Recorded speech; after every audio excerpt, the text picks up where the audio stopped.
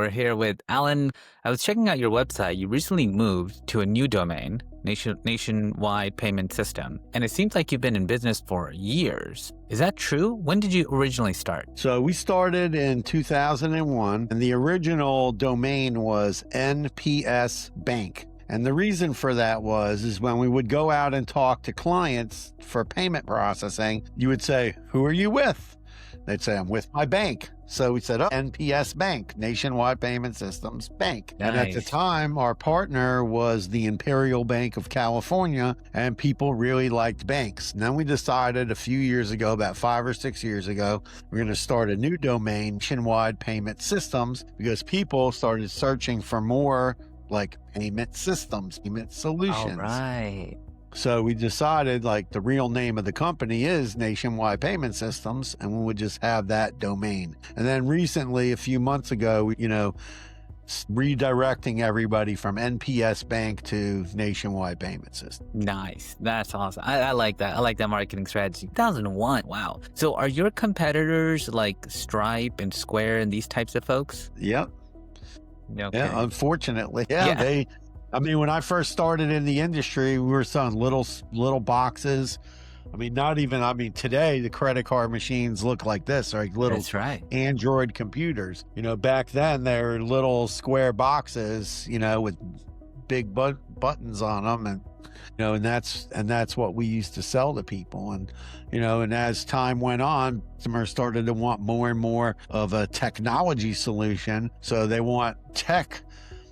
So then we started getting into more tech, especially like internet technology, gateways. Then I remember in the early days, people wanted check machines so someone could still put a paper check through the machine. Jeez. And it would be electronically deposited into their account. We were selling that. Today, people want ACH. People want pay by bank. More Crypto. That's another one you guys offer, right? Yeah, we got big into crypto a few years ago. We were actually processing probably over $1 million a month, $2 million a month in crypto. But when Biden came into office, the IRS changed crypto from cryptocurrency as a currency to a digital asset. And then that made everything crypto transactional. Anything you would do transactionally with crypto is now considered an investment product and therefore taxable. So that kind of stopped crypto from being used transactionally.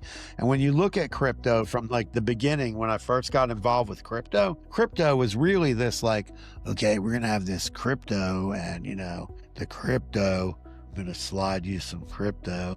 That's right. It was like dark market, black right. market. It's like black market, it's like cash, right? Oh, I'm going to pay you with cash, right? But now this is this digital cash, right? Exactly. Digital cash. And there was nobody watching this digital cash, right? Nobody was really watching it, and then the government said, hey, we got to watch all this stuff. So Binance, whatever, that Sam Bankman-Fried company that doesn't exist anymore, Coinbase, Kraken, hey, all you guys, you got to register everybody, get their social security number. That's and right. blah, blah, blah. And then we won all these reports.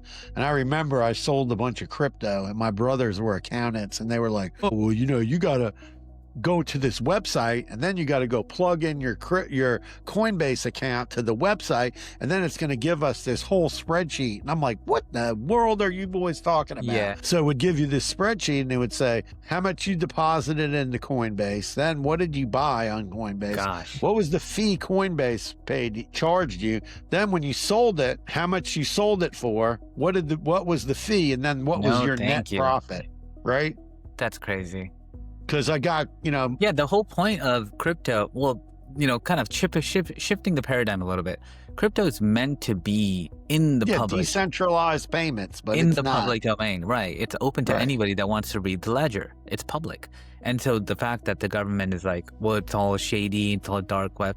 Yes, it started there because there wasn't a popular public place to, even explain what crypto was. People had no value associated with it. And then now we that also it is in the domain. We also had that Silk Road deal happen, right? Silk Road, yes. Silk Road. Definitely remember that. Yep. The guy got thrown in jail. Silk Road. He got in trouble big time. Yes. Because they said, "Oh, well, you're facilitating the sale of guns, ammo, drugs, Yeah. blah, blah, Well, blah, blah, hopefully we don't have to blah. go down that path.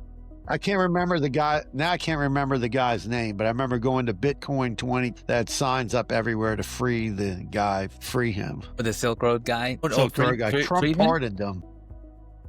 Sam Bankman-Fried had No, it wasn't finance, Sam right? Didn't he Bankman-Fried. have Silk finance? Road guy. The Silk Road guy. Yeah, I don't really know him too much, but I know of Silk Roads and I know of the dark web. My background is cybersecurity. He had this marketplace, and you could just buy anything. That's right. That was Yeah, the apparently whole guns, thing. drugs, they would just like show up in the mail. It was kind of a weird situation. Well, no, But- it was like Silk Road was kind of the Ross Albright was his name. Ross Albright. Ross. So that signs up everywhere. Free Ross. I was like, ooh, who's Ross? Jeez, man. And you started way back in 2001. And I'm trying to remember, like, I joined the military back in 2001. That's what I remember about it. I was a kid, 18 years old, and I jumped in.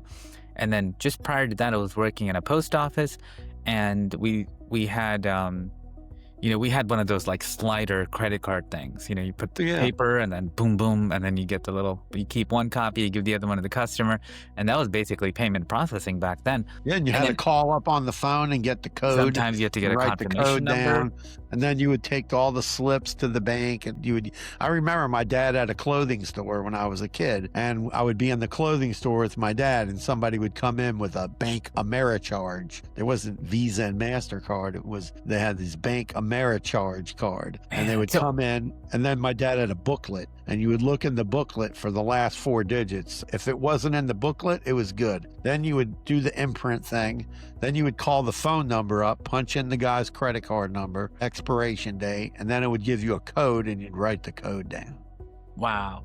So what made you start getting into the payment processing? By accident. I was a chef, and I owned a restaurant, and then I decided to exit the restaurant business. One of my friends was in doing payments, and he's like, you should get into the payments business. You can make a lot of money, blah, blah, blah. So I started into the payments business, working for somebody for about 1.5 years.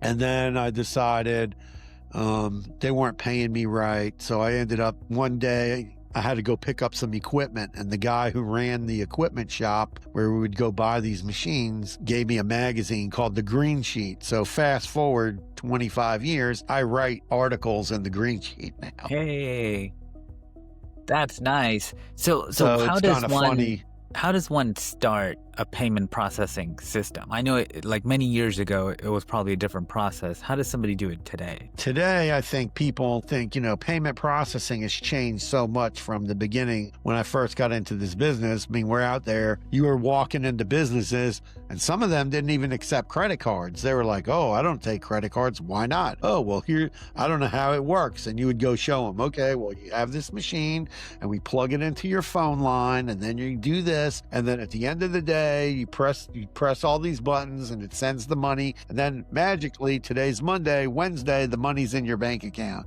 right? So Nice. that's what we did. We went out. It was a and learning we were curve. explaining it to people. Everyone had to learn what Right. that whole system was. So it was like all brand new still, 2001. I mean, when I started in 1998, it was the same way. It was like we were teaching people, and then technology started. Today, I think it's a lot different. Today, you could go invent some software, then get linked up to a payment processor, and then boom, you're selling payment processing.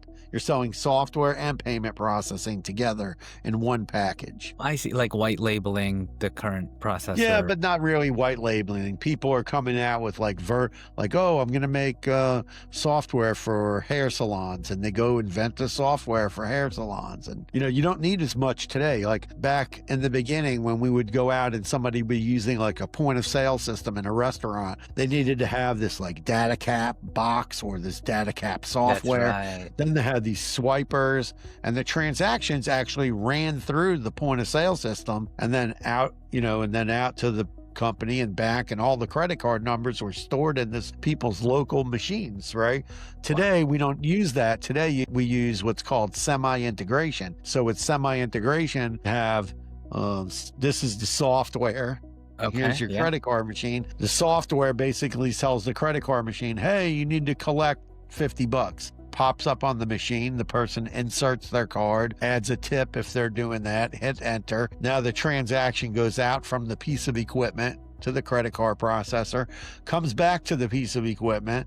The piece of equipment captures the 6-digit code of approval, sends it over to the software. Software never touches the credit card processing. I see. Okay. So that cuts down on your PCI compliance and all your and all the things that made it so expensive, back in the early days, in the early 2000s.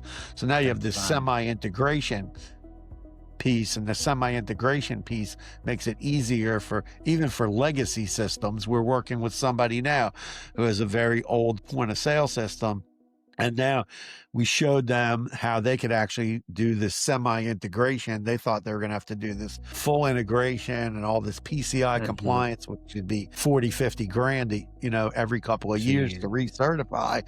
Now with semi-integration, you don't need anything. I see, because they're so disparate and separate.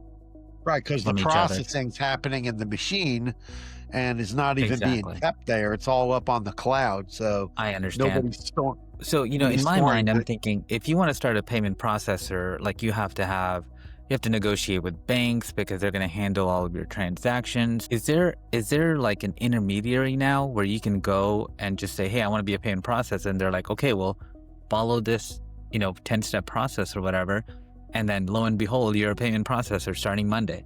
Yeah, well, I don't know about Monday, but yeah, you got to do some integrations. No, I mean, people do it through Stripe. They go to other companies. We offer white labeling for that also. You can come to us.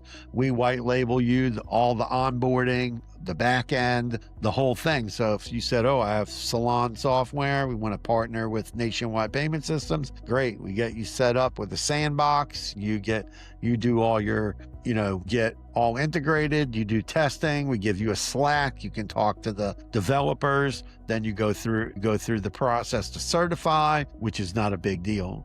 They certify text transactions, then live transactions, then a live batch. And then you go, and then you're ready to go. So, I mean, we've had people integrate in 2 or 3 days. Wow. Okay. Because I am familiar with Stripe integration and Square. So I use a CRM called Go High Level. I don't know if you're familiar with it. You probably use it as well. But there's, they have integrations with Stripe and Square pretty easily. But, not like you guys, for example. You're not on there, are you? Actually integrate onto NMI, and that can be used with our processing. I see. Okay. So it's a compatible standard. Yeah. It's a compatible gateway, NMI. They also work with authorized.net too, although it's, they don't give you, obviously Stripe probably has a little bit more bells and whistles than those, but it just depends what you're doing with Go High Level. We have customers that have Go High Level and they're selling a book or they're selling a class or they're doing a coaching program, and then we do the processing. Got it. Okay, so people can use you because of NMI. Yeah. I have seen that integration, and then you would be one of the ones that are compatible with it, and then they could use it. So how do you compare with processing fees? Because that's usually what it comes down to. Well, I mean, processing fees, it just depends how much you're processing. So, if you're processing over $50,000 a month and you have a good, depends what kind of business it is, we're going to be able to show you a significant amount of savings because they do flat rate processing and we can do what's called interchange pass-through or cost plus pricing. And that's going to be a lot less expensive. I mean, I switched a company that was selling cosmetics. They were doing about 200 grand a month. I told the guy, well, we're going to switch you over. You're going to save like over $1,000 a month. The guy's like, that's not even possible. I'm like, yeah, it's possible. You just don't understand how it works. So he goes, we have like 3 websites. We'll do this small website with you. Does about 100 grand a month. The guy couldn't believe it. Instead of paying like 3.5% to Stripe, he was paying us less than 2.5%. Oh, wow. See, that's a big difference. Yes. Right. Because you don't just realize 1% alone. Right. So debit cards, the lowest, when you have a low ticket item, you're going to get a lot of debit. Or you have a consumer type product, you're going to get a lot of debit. Debit cards, the lowest one is 0.05 and 22 cents. And then the next lowest one is like at 1.4%. So that's a lot less. and then we're charging, let's say 30 basis points on top of that. You mix that all in with all the other credit cards, you're going to come out with a rate, especially if you're a consumer business, you're going to be somewhere between 2 and 2.5%. Just depends how many rewards cards there are going in there versus the debit cards, but you're still going to come out less than, especially a consumer product with Stripe. So is it fair to say that you can compete with Stripe and Square on any price point? Like you guys have the same back ends? Or do you have like your own infrastructure? We can compete with them. You know, people go to those companies because they don't understand, like those companies, they're the merchant. You're not the merchant. When you use Stripe, Stripe is the merchant. So if Stripe decides they don't want you as a customer anymore, they say, sorry, we don't, Mr. Business Owner, we don't want to do business with you anymore. You're gone. Or you violated our terms of service. Exactly. Or Yeah. you're selling something that's on our restricted and prohibited list, and we decided we don't want to have you. And a lot of businesses don't read the terms of service of Stripe, Square, PayPal, QuickBooks, etc., and they don't read the restricted and prohibited list. And a lot of times they board themselves over there and they go, oh, well, I got approved. Yeah, you got approved, because they don't really do an approval like we do. We do a full underwriting. We're going to look at your website. We're going to look at the wording. We're going to make sure you have a privacy policy, terms and conditions, return, refund policy, shipping policies, contact information, cancellation buttons. We're going to make sure you're fully compliant. We're going to check your checkout page and make sure you have a button on there that says, I agree to the terms and conditions. Items can only be returned in the original packaging, whatever those are. Sure. And that you have the proper things on your website. Stripe doesn't do any of that. They deal with that later. Once you start processing a certain dollar amount, then they go, look, hey, whoa, that guy's selling CBD. Whoa, we don't support CBD. Shut the guy off. And at that point, it's way too late for your small business, because you're already kicking in gear. You've already invested in inventory. You have people coming in to buy in day in, day out. And then when the processor shuts you down, that is a really stressful situation, you know? Not that I've been shut down like that before, but I can only imagine. And you guys mitigate that, right? You guys do support dispensaries and bars, alcohol, tobacco. Well, we don't support dispensary. That's not legal. So we can give you an ATM machine in your dispensary.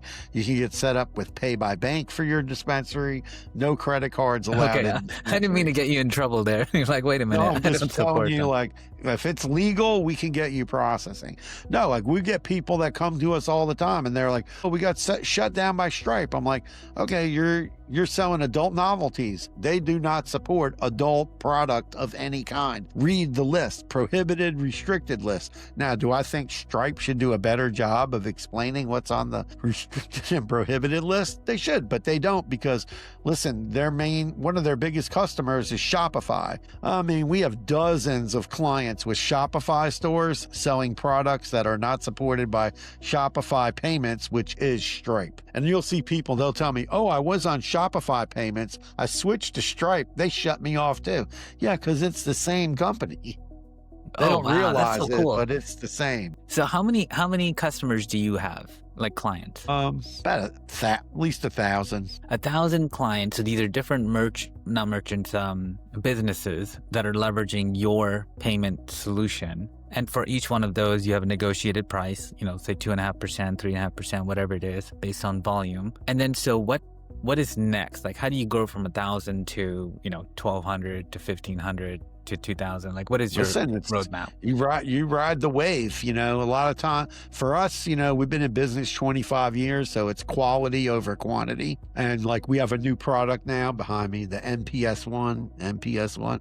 That's our new smart invoicing product. So what we have is we took 4 products: credit card processing, ACH, payment gateway, and a sync to QuickBooks that you can use or not use, and then put it all into one product. So now you can send out invoices, and if you're using QuickBooks, it syncs back to your QuickBooks. So you don't need your employees in QuickBooks looking at your bank statements and looking at your expenditures and your cash flow and all that. They can just work in our software, because we basically pick up your invoices, your customers, and your products and services. That way your employees can work in there, send out invoices, and collect payments. Gotcha. In that software. And so if somebody's doing like $50,000 a month of invoicing, this is the perfect kind of product for them, and they don't have to worry about having 4 separate vendors. If I wanted to give that to you a year ago, there would be 4 separate vendors involved. Now it's just one vendor, one phone call, one portal. Everything is in one place. It's a really good product for people who are doing invoicing. Oh, that's kind of nice. So how did you decide on that product? Was it based on feedback that you received from your customer base? Yeah, there's just a lot of people that want to send out payment links. They want to sell product socially. They want to sell product without having to do a shopping cart. They want to be able to do things. So like in our software, for let's say you're a non-for-profit, we give you 4 different kinds of payment links. So you can create a payment link for your barbecue. Then you can create a separate payment link that's for your donations. And then we give you a customer portal. So when your donor or member goes in there, they can see the difference. They'll see payments, and those were payments for like barbecues and things like that, school tuition. And then under donations, we'll have the actual donations that you made. Helps you organize all of your ledgers too. It's all separated. And then let's say you're a wholesaler, you can send somebody an invoice from there. If you want, you can charge them a fee for the credit card, and then ACH, you would pay for ACH. So if they don't want to pay the credit card fee, they can pay by ACH. You can also create payment links. So let's say it's a one-time use payment link. You can make a quick invoice. It's always better to do invoices. That way it kind of proves what, for purposes of defending chargebacks, it's much cleaner for businesses to have a filled out invoice. Whether you're selling a coaching program or a physical product, you can put the full description in there of what they're getting, and then send them an invoice, and they click it and then make the payment. So it makes it and then like I said, it'll flow into your QuickBooks, and then you can work from that dashboard and see who hasn't paid. It'll send out automated payment reminders. There's a whole bunch of automated features built in. And what did you use to build this product? So we went to our main provider that we work with, and we said, hey, you guys need to take all this stuff that we have, and we need it all put together.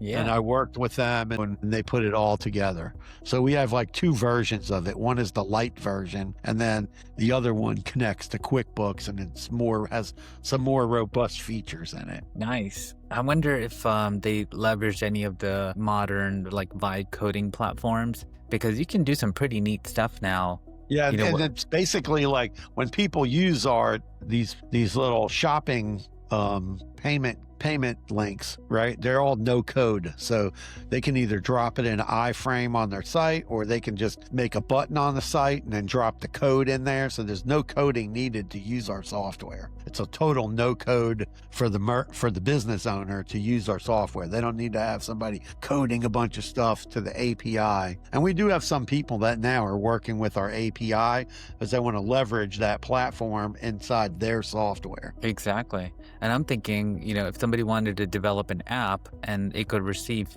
payment processing, it could receive payments like they're selling some kind of product there. It could be a game app, for example. All you need is a link, and you could embed that into your app, and then it'll go through Apple Store and all that, and people will download and start using it. And when it comes time to pay, all they're doing is hitting that button, and the money's going through based on this invoice. Yeah, with the recent changes from the App Store, side payments are allowed now, rather than giving them 10, 20, 30% of your money. Was it that? Oh my gosh. Wow, that's pretty impressive. Okay, so you got your website, you have 1,000 clients, you have plans to grow. I noticed obviously you have a podcast as well. Very cool. I checked out your channel. You've been doing this for years. Like 7, 8 years? Yeah, I started podcasting like 3 years ago. I would say it pretty much sucked.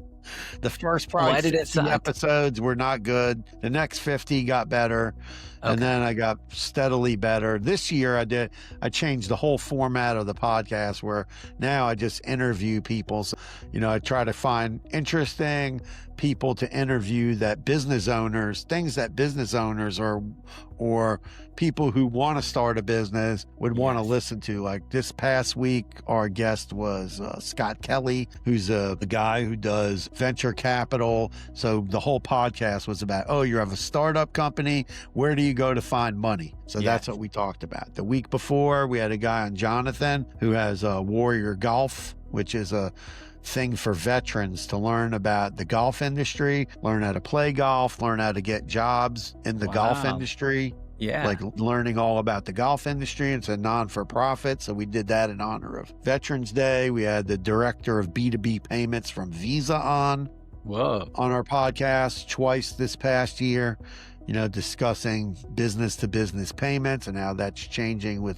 things that Visa's doing, things that we can do on our platform, help businesses leverage plastic over using their line of credit, instead of using their cash, using their lines of credit, how to leverage plastic.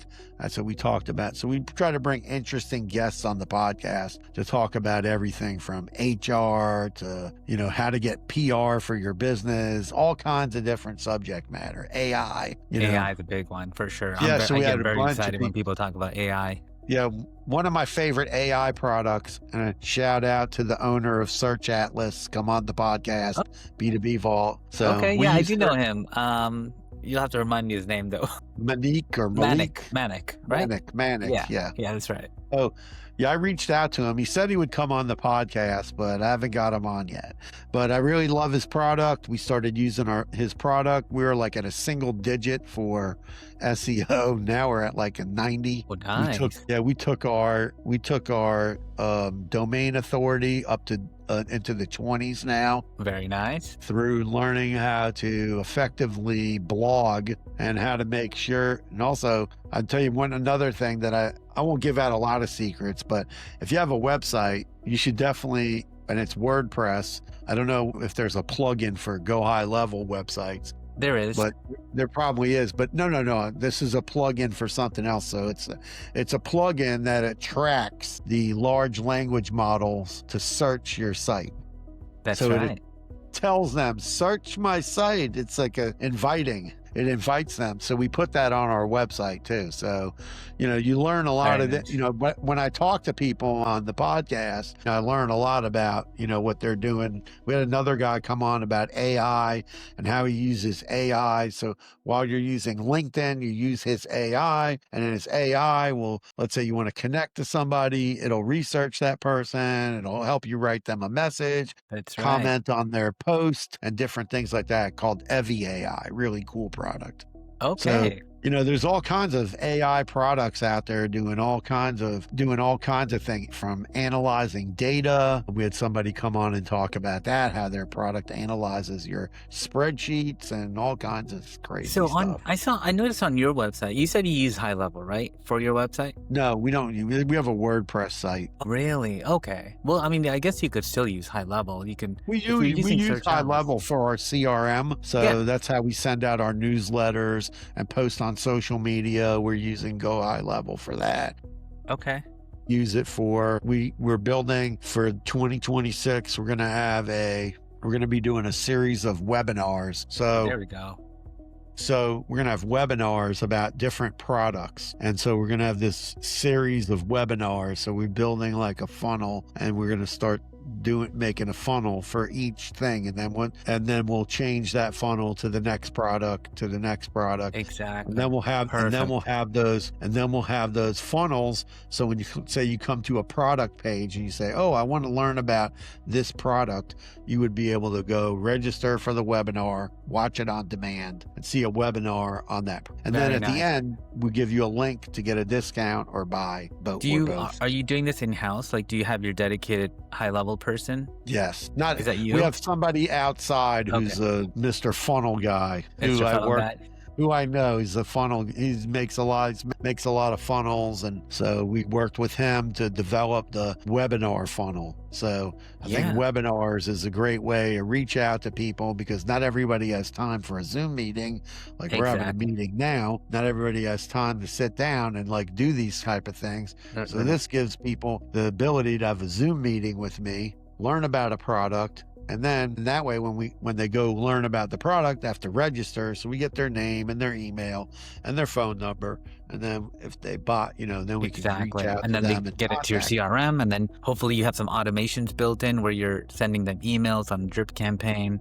text messages Exactly. every so Again, they often. start getting our newsletter every month and stuff like that. Very cool. Yeah, I was going to mention the other thing you could put is an AI chatbot on your website, and Yeah, I this one find will. that people they don't really like those that much, for some reason. I don't know. I saw another product that was really cool. I had a guy on my website. He had this product called Face to Face. And so you can put a button on your site and then the person can call you, but they're not really calling you. They can connect to your Zoom. AI agent. And then you can have they can actually ring you up. You can hit the button and take a Zoom call. while Yeah, you're yeah. sitting at your These desk. are all available to you already in high level. So Right, that's what I was I'm a little saying. bit I'm just surprised that saying you don't have them already because, for example, the chatbot, it'll sit there 24/7 and answer questions, frequently asked questions that people would have when they land on your website. Yeah, the Things problem that with the chatbot that I've had is like, how many questions do you want to program for this chatbot? And we had a chatbot on our site like 2 years ago, but people were typing like in the middle of the night, like bad stuff, and then wasting my time. Like I'd wake up in the morning and I see like some 12-year-old having like a really fun time. I with the see. chat. No, these ones are a lot more better in high level that you have available to you. They're based on AI agents. So the agent is just knowledge base. That's everything about your business. So imagine everything in your brain, you just download it to the agent. And then you have ways for people to communicate with your agent. One of them is that face-to-face you were talking about, which is voice AI, which will just be a button on your website that somebody can land on and communicate with the website directly. Yeah, we're going to think about how we're going to position that, like, answer a few basic questions and then direct them to make an appointment is kind of the thing we want to do. That's usually the call to action is, answer all their questions, get them interested. But then during that conversation, you're collecting information like, oh, hey, what should I call you? John? Oh, okay. Hey, John, what's your last name? And then the next question they answer, then it's like, well, where can I send that to you? What's your email address? And then it's collecting this information. And then at the tail end of it, it's, would you like to speak to Allen? Let me book you a call basically and put it up on a calendar. And then, your calendar's full, hopefully, with just AI agents that are just working for you. Yeah, we've been tried to do it before, but for some reason it didn't work. Maybe it's a lot better now. I think it is. Yes, you should definitely check it out, especially if you're already using high level. It's available to you, and they have like free trial subscriptions all the time that you could just throw up there. Yeah, we have another product we use called JotForm, which we like a lot, and they have AI bots in there too. And you can connect your form to an AI bot, and it can help the person fill the form out. It's crazy. Yeah, I actually have a community on school. We have like 80 members that are all high-level experts, and they build this stuff for a living. And I do how-to tutorials for them. So, when you mention these kind of things, I'm like, it is super easy. Like you could just do this in an afternoon or, have somebody else just do it for you. And I actually hand out a lot of my workflows and automations for free. So I'd be happy to just, go in and take a look at your website and be like, hey, why don't you use these 4 things? And then just have AI agents sell your product 24/7. Yeah, right? That would be cool. Yeah.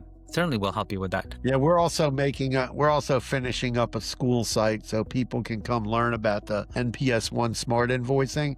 So we have a whole bunch of tutorial videos on there, and we're going to load it up with some other videos, and then we're going to launch it out with the product launch. So people, when they come to the webinar at the end, they can join the school community for free. We're not going to charge for it. Exactly. Yeah, and that's what I appreciate as well. It's like you just jump in, free school community, and the goal is to just have entrepreneurs work with other ones because somebody might come up with some skill sets, the other one might need those skill sets, and then they can complement each other, right? And do some joint ventures. And like, for example, you guys, if you jumped in our school community, it would be a huge boost for, I think, your business, because a lot of folks, when they build relationships with people, they're more inclined to do business with them after that. So right now, Stripe and Square are like really popular on high level, but there's no reason why somebody couldn't use that NMI connector and find a better deal with you. Of course, they would just work with you. Yeah, or even use the API and develop if you were developing a product, like I was talking to somebody recently and they were making something in Go High Level, and I said, why don't you use our API and leverage our payments instead of using Stripe? And then so we're in talks with them now about that. Yeah, I'd love for you to jump in there and then just that they're going to sell over and over again.